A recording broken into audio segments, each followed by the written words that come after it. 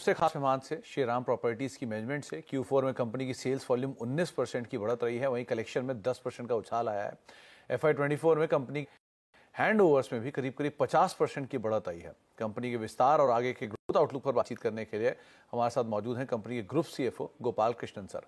Gopal sir नमस्कार, स्वागत है कार्यक्रम में। लास्ट क्वार्टर के मैं नंबर्स देख रहा था, हर पैरामीटर में सेल्स वॉल्यूम 19% बढ़ा, सेल्स वैल्यू 43% बढ़ी, कलेक्शन 10% बढ़ा, हैंडओवर 84% बढ़ा, और ये तब हुआ जबकि लॉन्चेस में सो ऐसा क्या आउटलुक चल रहा है सर? अभी किस तरह के कामकाज है इतनी स्ट्रॉन्ग परफॉर्मेंस की वजह? नमस्कार। आउटलुक वेरी स्ट्रॉन्ग है, पॉजिटिव आउटलुक है। बोथ मार्केट आउटलुक भी स्ट्रॉन्ग है, का प्रोजेक्ट इन्वेंट्री आउटलुक भी स्ट्रॉन्ग है। तो हम लोग सोच रहे हैं कि ये साल 5.2 to 5.5 मिलियन स्क्वायर फीट तक वॉल्यूम करने का टारगेट है इंटरनली। पॉसिबल टारगेट लग रहा है। मार्केट आउटलुक पॉजिटिव है। मिड मार्केट का विद इन रेसी mid market outlook is equally strong, much stronger than rest of the segments. So therefore, I think we should be able to comfortably grow our volume by about 20% this year. तो Gopal sir, आपने कहा 5.5 million square feet के आसपास का करीब आप sales volume लोगे। पिछले साल का जो गाइडेंस था आपने उसको मीट भी किया है और बीट भी किया है। सो इन लाइन के आसपास की गाइडेंस थी और उसको आपने बीट भी किया है। इस बार का गाइडेंस आप 5.5 मिलियन स्क्वायर फीट रख रहे हो, क्या ये वैल्यू वाइज भी मीट और बीट होगा और कलेक्शन वाइज भी?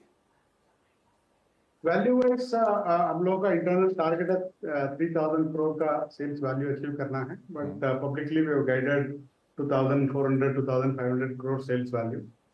So some range bound guidance we have given. Based on the current market, we believe we should be able to meet our targets definitely. Exceed करेंगे कि नहीं करेंगे, थोड़ा एक दो क्वार्टर के बाद सोचेंगे कितना दूर तक जाएगा. जी, आपने बहुत सारे डेवलपमेंट्स इस बार ही रहे हैं। पहला तो डिस्पाइट ओसीज के डिले में आपने फिर भी डिलीवरी अच्छी की है इस क्वार्टर के नंबर्स के अंदर, जो रिफ्लेक्ट भी हुआ है। गोइंग फॉरवर्ड जो 3 प्रोजेक्ट्स हैं उनके आपको ओसीज मिले हैं, तो अभी एग्जिस्टिंग प्रोजेक्ट्स किस तरह के हैं? पुणे मार्केट के अंदर आपने एंट्री करने की बात की है Q1 में। सो पुणे के अलावा कौन कौन से नए मार्केट्स, और पुणे में किस तरह के markets, high and, mid and, किस तरह के प्रोजेक्ट्स को आप देख रहे हो वहां पे? तो पुणे में भी मिड एंड ही होगा. Shriram property has always focused on mid market premium products. हमारा लग्जरी और affordable both are small portion of the portfolio. Core of our portfolio is mid market, and I think we'll continue to focus on it even in future. Pune is also going to be a mid market product. It's a large 1.6 million square feet project that we have signed up, waiting for the last bit of clearances, MOEF and local authority. लगभग 40-50 दिन के अंदर, less than 2 months, we should be entering the market with a new launch. We are looking forward to a successful entry in Pune this year. तो कितना बड़ा जी? As far as the handovers are concerned, आपका जो comment था, despite delayed OC, I think most of the OCs came January. Less than 60 days, our team has delivered about 1,500 homes. के लिए हम लोग पूरा साल का टारगेट जो 3,000 होम हैंडओवर था लास्ट ईयर, इस साल के लिए हम लोग कुछ 3,500 होम्स हैंडओवर करने का इंटरनली टारगेट सेट किया. That should drive a strong growth, revenue recognition or income in the P&L for FY25 as well. So we are looking forward to a very good year again in FY25. तो एक दो और पूछूंगा Gopal sir. पहला तो पुणे में जो आप प्रोजेक्ट लॉन्च करने की बात कर रहे हो, किस तरह का साइज होगा और क्या उसका डेवलपमेंट टाइम आप लेकर चल रहे हो? दूसरा, जो श्रीराम सफायर है उसका तो एक अच्छा एरिया सोल हुआ है, लेकिन श्रीराम स्क्वायर और हेबल, इन दोनों में उस तरह के रिस्पॉन्ड नहीं है। कोई स्पेसिफिक चीज यहाँ पर? नहीं, Shriram Esquire is done very well. We have sold almost 75-80% of the project already. Okay. आप शायद वो first 90 day sale का डेटा देख रहे हैं. Hebbal 1 is also completely sold. It's a very small commercial project. Okay. Hebbal 1 is completely sold now, 100%. और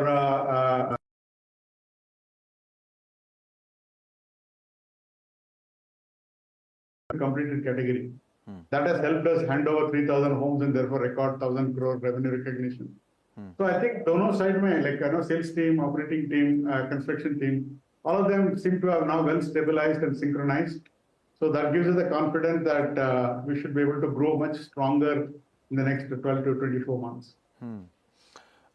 एक चीज और गोपाल सर जो मैं ऑब्जर्व कर रहा हूँ कि ईच ईयर जो आपके रियलाइजेशन है वहां पर एक अच्छा इंप्रूवमेंट आ रहा है ईयर बाय ईयर, चाहे FY23 हो, FY24 हो, FY25 के लिए क्योंकि 4% के आसपास का एक हाइक आपने FY23 FY24 के बीच में देखा है. सो क्या 4% हम यहाँ भी माने या फिर इस बारी और बेटर नंबर होगा कि आपके प्रोजेक्ट का क्वालिटी इंप्रूव हो रहा है, डिमांड स्ट्रांग है, सो रियलाइजेशन मान के चलूँ 4 से ज्यादा होगा? 4 से ज्यादा होना चाहिए. Normal market hike in Bangalore last year we have seen about 5 to 6%, 6 to 7%. Chennai market has grown about 5% price wise, but our portfolio has grown almost at 13-14%. वो जो डेल्टा जो है market hike versus our portfolio hike is because as you rightly said the quality enhancement और product enhancement. हम लोगों का efforts अभी भी कंटिन्यू हो रहा है. तो अपना पोर्टफोलियो लेवल जो प्राइस हाइक है should be around 8-9% for this year. Market may be growing at about 5% also. तो गोपाल सर जो नए प्रोजेक्ट्स या नए प्रोडक्ट मिक्स हैं उसका कितना टेलविंड आप एक्सपेक्ट करके चल रहे हो, क्योंकि नए मार्केट में भी आप एक्सपैंड कर रहे हो, सो वहां से एडिशनल आपको सपोर्ट मिलेगा प्राइसिंग को लेकर या थोड़ा भी कंप्रेस रहेगा, FY25 के एंड तक आते आते वहां इंप्रूवमेंट आएगा? We are still new to Pune, so we'll test the market and see how the market behaves. Okay. लेकिन पुणे एकदम बैंगलोर तरह का मार्केट है. End use driven, salaried class, 6 to 8,000 rupees per square feet kind of ticket size. So very similar to Bangalore and Chennai. Therefore, we think it should behave somewhat similar, but we will experiment the market and learn more before deciding on how to take up our portfolio size and scale as well as pricing strategy. एक कहीं पर मैं पढ़ रहा था कि लोगो deal को लेकर भी थोड़ा सा डिले हुआ था इस बारी, उसको आप... Logo deal has been delayed strategically. We are in discussion with the government of West Bengal on solving some of our outstanding points on a larger Shriram Grand City. वो जो कलकत्ता में जो हमारा एक्सपोजर है 300 एकड़ का लैंड है, Hindustan Motors का ओल्ड एम्बेसडर फैक्ट्री था, वहाँ श्रीराम ग्रैंड सिटी करके एक इंटीग्रेटेड टाउनशिप आ रहा है. उसमें गवर्नमेंट ऑफ वेस्ट बंगाल और श्रीराम प्रॉपर्टी के बीच में कुछ डिस्कशन चल रहे हैं, इसीलिए Logos deal has taken little more time. We think we should be able to close this during this financial year. It's almost delayed by 6-7 months. 2-3 चीजें सर. और पहला, interest rate scenario so far stable है जो आपको इतनी अच्छी tailwind दे रहा है. Despite stable interest rate scenario आपकी डिमांड इतनी स्ट्रांग है, रियलाइजेशन बेटर है. यहां से अगर इंटरेस्ट रेट सिनेरियो थोड़ा सा नीचे की तरफ जाना शुरू करता है तो वो टेलविंड कितनी स्ट्रांग आप एक्सपेक्ट कर रहे हो? Interest rate decline will have a strong tailwind. Demand already strong है, primarily because purchasing power, income, prices have moved up only in the recent months, recent years. Therefore, I think the customers' purchasing capability remains still intact. Interest rate moved up, but it has not reached a prohibitively high levels. Double-digit interest rate होगा तो शायद demand थोड़ा moderate हो सकता है. अभी I think interest rates have peaked now. इसलिए हम लोगों का internally सोच रहे हैं कि interest rate शायद decline हो सकता है. Decline होगा तो current level of demand जो चल रहा है 6-7% market growth जो चल रहा है उससे भी better हो सकता है. Both Bangalore and Chennai, both markets, including all the markets should go up. Resi as a whole should go up. Can go up by another 100-200 basis points stronger than what it is doing currently. Okay Gopal sir, क्योंकि एक बड़ा launch का pipeline है आप लोगों का जो आप एक्सपेक्ट कर रहे हो पुणे में, बेंगलुरु में, कोलकाता में, जिस पे बातचीत भी हुई, चेन्नई में, ना केवल कुछ प्रोजेक्ट्स को तो आप रेरा टाइमलाइन से पहले भी डिलीवर करने की इच्छा रख रहे हैं. सो इन प्रोजेक्ट्स को लेकर सबसे ज़्यादा बेटर रियलाइजेशन हम कहाँ एक्सपेक्ट करके चलें? 1, 2, कंपनी किन प्रोजेक्ट्स को लेकर ज़्यादा एक्साइटेड है कि यहाँ से अगर ये प्रोजेक्ट लॉन्च होता है तो सिचुएशन और ज़्यादा टेलविंड के तौर पे कामकाज करे? जैसे पुणे ही है, आपने लॉन्च किया, वहाँ अच्छे प्रोजेक्ट आ गया तो आपके लिए एक नया मार्केट खुल जाएगा. सो किस तरह से आप एक्साइटेड हो किन एरियाज को लेके? हम लोग तो सब मार्केट में एक्साइटेड है. Bangalore is a better market for us. in general, Bangalore is the fastest growing resi market. And therefore, Bangalore ka demand, Bangalore ka pricing should grow faster than compared to other core markets of resi in India. As you know, there are only 7 markets for resi in India, which account for a large part. Out of all the 7, Bangalore is growing the fastest. Second exciting market for us is the Pune market because we're entering new, that can be a new growth engine for us. ये project जो enter कर रहे हैं वो भी बड़ा project है, 1.6 million square feet का प्रोजेक्ट है, southern part of Pune Undri में है, डीएम डेवलपमेंट मैनेजमेंट प्रोजेक्ट है और project is at the last leg of approvals. If that comes through, it can actually be a very strong volume growth driver for us. और नया market भी है. If we are successful in entering the market over the next 6 to 8 months, we can actually add more to the portfolio in that city. And that is another. The Pune is for information. Pune is the second fastest growing resi market in India now. तो 2 strong growth markets हैं, इसलिए हम लोग बैंगलोर और पुणे के बारे में बहुत excited हैं. 8-9 projects are coming up in Bangalore, Chennai and Pune together. 6 million square foot का सप्लाई कर रहे हैं FY25 में.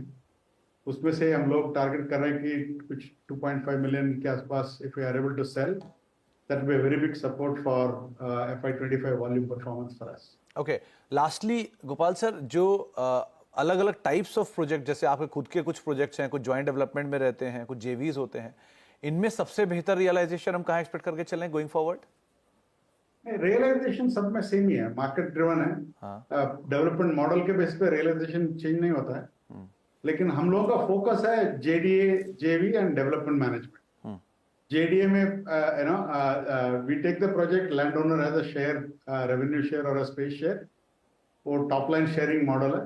Development management is a service model where asset and liability lives in landowner's balance sheet and we do end-to-end service for them. वो development management में भी हम ही manage करते हैं, पूरा एंड टू एंड हम ही मैनेज करते हैं. Product design, development, launch, sales, collection, construction, सब कुछ हम ही मैनेज करते हैं जी. तो पूरा कैश फ्लोज हमारे कंट्रोल पे है. तो all projects run like our own projects. We don't differentiate between models. But हमारा growth focus है development management and JDA में ज़्यादा focus है. Okay.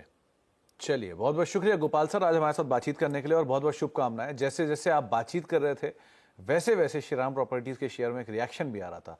बातचीत के दौरान दिन के ऊपरी स्तरों पर श्रीराम प्रॉपर्टी सोफार कामकाज कर रहा. 3% की बढ़िया तेजी अब स्टॉक में देखने को मिल रही, डे हाई पे ट्रेड करते हुए. बहुत बहुत शुक्रिया गोपाल सर और बहुत बहुत शुभकामनाएं आने वाले समय के लिए, नए लॉन्चेस के लिए, नई मार्केट्स के लिए और एक बढ़िया नंबर्स के लिए जो कि आप पेश करने वाले हैं. डे हाई के आसपास श्रीराम प्रॉपर्टीज. इसके साथ एक ब्रेक के बाद लौटते हैं और आगे